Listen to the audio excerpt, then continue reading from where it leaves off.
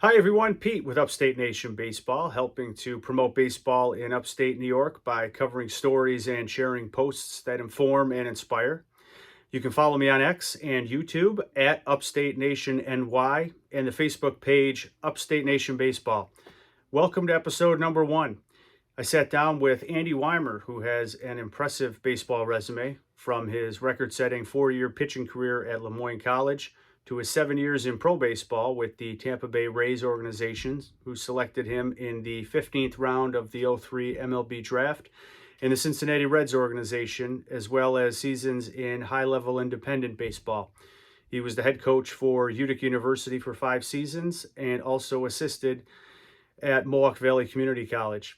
He currently is a youth coach for 9 to 12-year-olds and is the assistant for the New Hartford varsity Spartan baseball team. We sat down and spoke about his experience in coaching, minor league baseball, youth baseball, analytics and rule changes, and food. Hope you enjoy. All right, bud. Well, thanks for joining me. My pleasure. This is Upstate exciting. Nation. Yeah, this is an exciting little side project I got going here. Episode number 1. So you're hitting leadoff. All right. Thank you for that. So you got it. So want to jump right in. What drew you into coaching? Current youth coach. You coached high school. You've coached college. 4 years of college. You played 7 years of pro. What did you ever think about it when you were playing? And any influences that you take tips from that you use now from the coaches you had? Yeah, that's a huge question. So a couple of quick thoughts would be whenever I was in the bullpen, I loved the instinctive nature of trying to figure out who's next and then what our coaches and managers should be doing. I love the situational aspect of baseball, how to outcraft and outmaneuver the other team. Because unlike basketball and football and hockey that are much more physical sports, baseball is a little bit more of a mind game, and I think that every day anybody can beat anybody.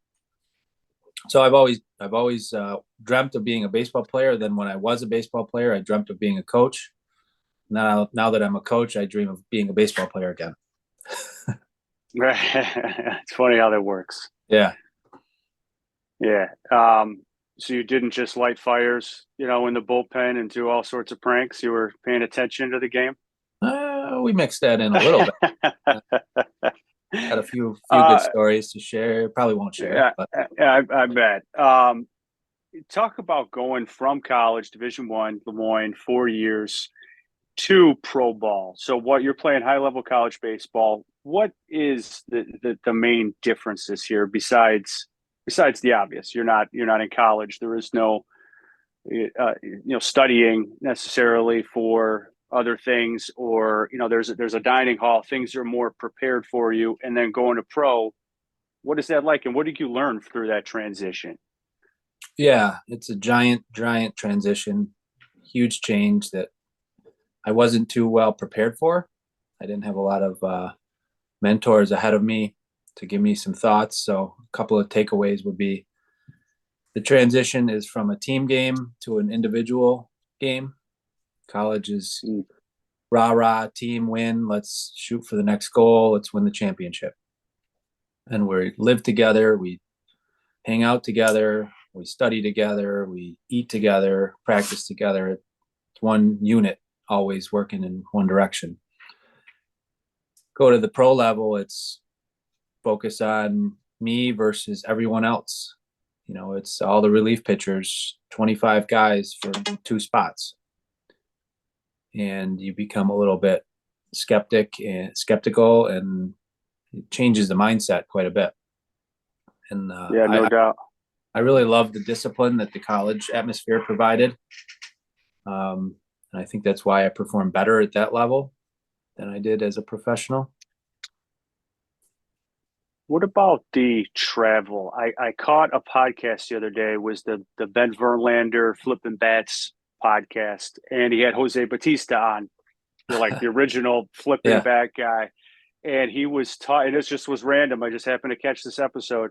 and he was talking about he played in the Penn League, and he specifically there talked about travel, and he said he remembers staying in Utica, and he stayed at an old hospital. So I'm thinking, God, did they ever really put people in the old Faxton? Did they put teams in there?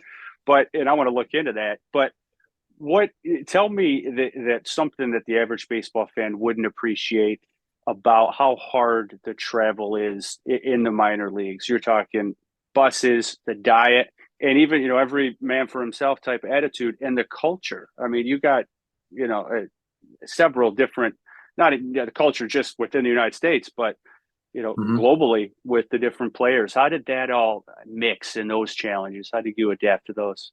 Yeah, that was another eye-opening component, was being in a tiny little Jesuit school, snowy campus for 4 years, and then all of a sudden I'm in Tampa and it's 9,000 degrees in June and humid, and I'm one of the few English-speaking players. So it was a huge transition, not good or bad, but something I just had to figure out.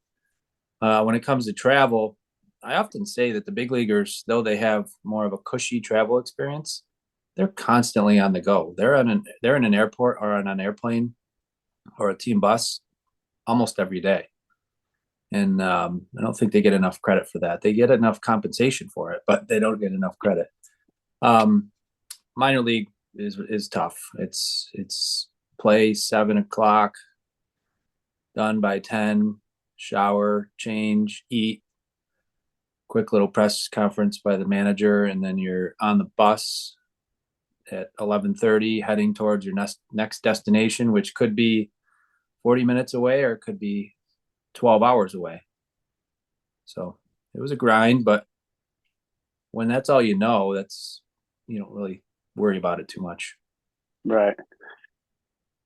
Talk me through the mindset. So you're relievers. This is the perfect question for you that you're brought in, and maybe it's a positive that you're a reliever, but a stressful situation in a game. What got you through those? Was it just the fact of just you're paying attention to the game and you're in there? You didn't really maybe have time to think about how stressful it was. But what got you through those stressful innings? Yeah, there's a lot of different answers to that, but I think in general, I have a natural personality that's pretty even keel. I don't get too high and I don't get too low, so I don't remember ever being way too hyped up entering a situation like that, or being way too mellow in a blowout situation to let that um, situation take advantage of my performance. So, um, and as a reliever, you're on every day, whereas a starter can wear sneakers and not have his jersey top on 4 days of the week. Sure. Reliever can't necessarily have the nightlife that some of the others do. But that was fine. That suited me just great. And I'm the person I am today. I feel every battle now is easier because of what I went through as a baseball player. Sure. So let's go. Yeah, let's go right now. So youth coaching youth baseball. What's the most important development aspects do you think, and what challenges are there with coaching youth baseball today?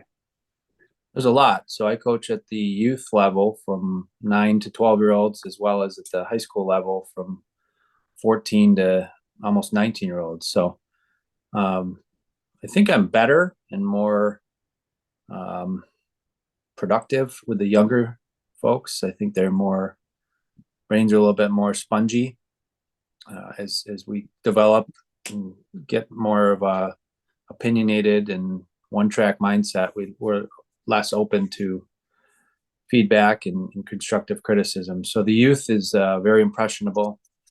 I spend a lot of time with all my teams, whether it be the Little League team or the All-Star teams, on fundamentals and situational play. We do a lot of repeat, so that it's ingrained in them what to do. And we've been pretty successful in situations that have come up like that. The high school, and then prior to that, I was at the college level, as you know well. they're more challenging. It's a more challenging group. As far as playing other sports, what are your thoughts on that? Is there a magic age? I know when we grew up, the specialization wasn't there like it is now. What are thoughts on that? I know my son plays other sports, and I'm an advocate of other sports. I've heard major leaguers talk about the importance of it. I just read an article, Mahomes and Brock Purdy. They said playing baseball really helped them. Yeah, that's a great question. I'm kind of flip flopped my thoughts and opinions on that. So when we were kids, we didn't have off season training really in any sport. I wouldn't touch a baseball until the first day of tryouts in most situations.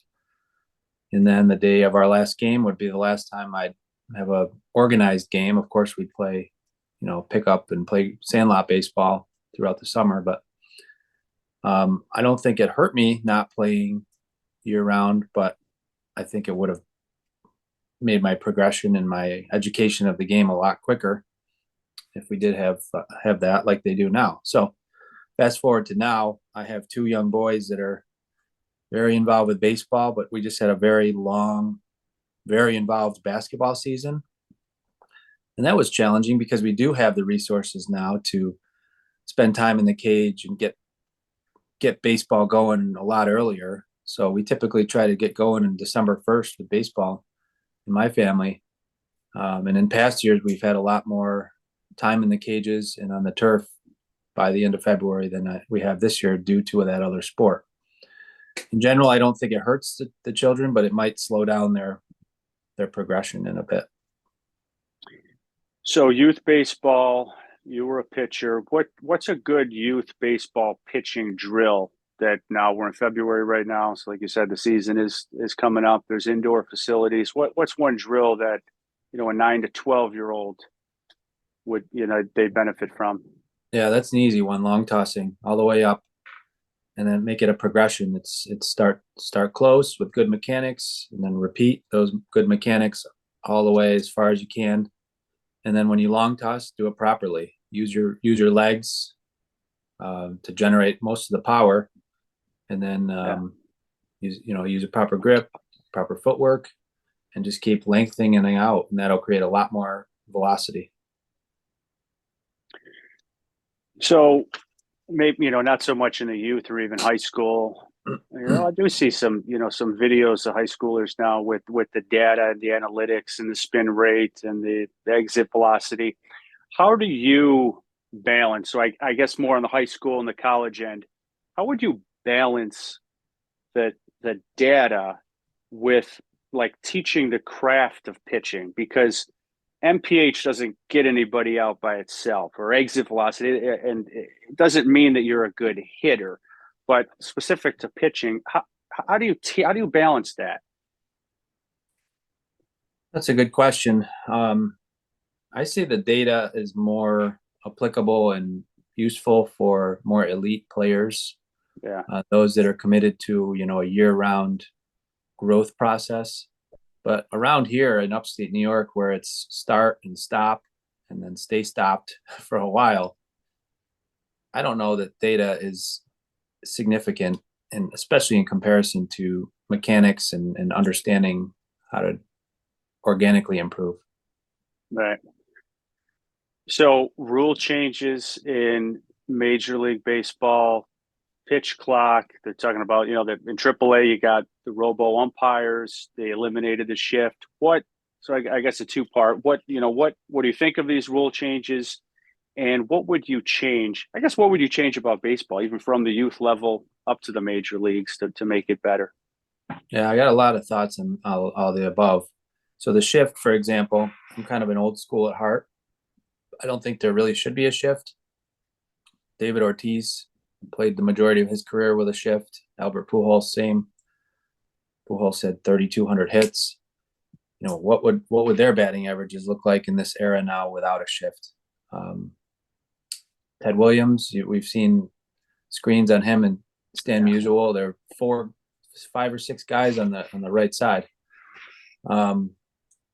So I just don't like the rules that change the actual game. the pitch clock changes the actual game. It gets, it's a huge advantage for the hitters to know that that pitch has to come in the next 3 or 4 seconds. I think Major League Baseball is just hiding the fact that the commercial breaks are longer than ever. That's what's dragging these games out longer, and it's all revenue and financial driven. What would I change about the game? So I think I'd undo some of those things. I'd get I'm a big proponent of the difference with the National and American leagues, having the pitchers hit in the National League. I think, we're now training our youth to be even less multi-skilled. If a kid is on track to be a pitcher, why swing a bat from age 15 on? There's really no advantage to that. That would be probably my one big thing. Go back to the pitchers hitting for themselves. And then the other would be the rule on number of batters that pitchers have to face. I know that lengthens the game a little bit as well, but if a guy's a good left-handed specialist, or like I was, the right-handed specialist, you're hurting them and hurting their career path by forcing them to face guys that they're not supposed to face. Mm-hmm. Yeah, interesting. So, all right, last question here. Favorite, you live in the Utica area. What is your favorite restaurant and or favorite pizza? I saw some, videos with Dave Portnoy there. He came around the area in Syracuse. Yep. So what your pizza guy? Favorite pizza is an easy one. It's Slice, Genesee Street. Okay. Yep. Great quality and abundant quantity. Price is right. Favorite restaurant, that's a lot more challenging. It depends what I'm in the mood for. I'll say one of my favorite meals is a shredded chicken burrito down here at the Rio Grande Tex-Mex in Washington Mills. Yeah, there you go. That's a simple one. And then, of course, all the different Italian restaurants. You can't go wrong. Can't go wrong. Upstate New York Italian food. Mm-hmm. All right, buddy. I appreciate it. My little project here. My pleasure. I'm glad to be a part of it. Thank you. You got it. All right. I'll talk to you later. See you soon. Bye-bye. Bye.